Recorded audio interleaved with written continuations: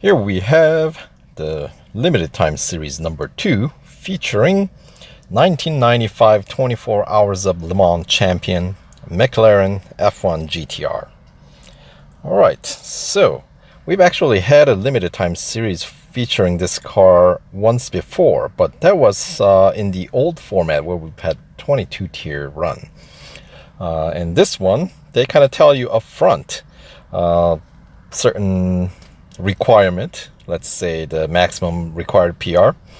They call it maximum required PR, but it's really the minimum that's required, which is 67. And it runs till next Monday, June 11th. And the total gold reward for completing the series is 60. Now, normally if you already own the car, you actually get a little less typically, but in this case, you get 60 regardless, as you can see. Of course, if you don't already own the car, you get the car plus the 60 gold. And as I said, it's a 15 tier, the new format. And the PR required is 67.0 even. And here I already have my car with the racing dollar upgrades only, which gets me up to 56.9 PR.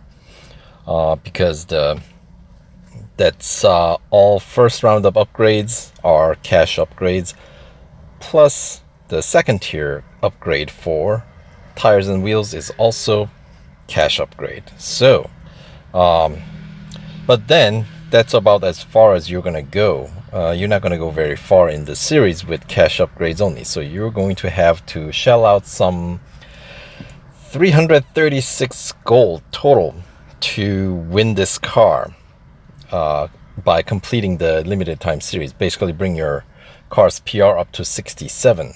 So the cheapest way to get there is spending 336 gold, and to get there you need to bring everything, every category of your elements of your car to third tier upgrades.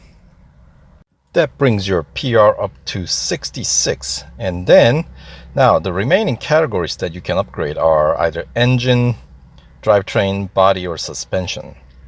So if you compare the cost, engine costs 95 gold for the next tier upgrade, drivetrain 90 gold, and then the body 70 gold.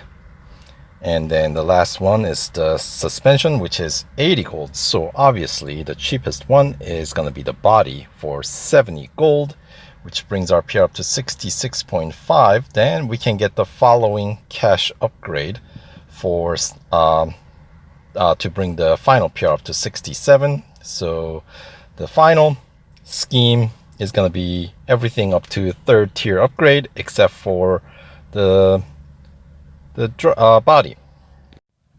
So if you don't already own the car, it's definitely worthwhile to upgrade the car to PR 67 and run through the event to win the car, because obviously car costs a lot more than 336 gold, and that's all going into your upgrades, which means it's already upgraded, you know.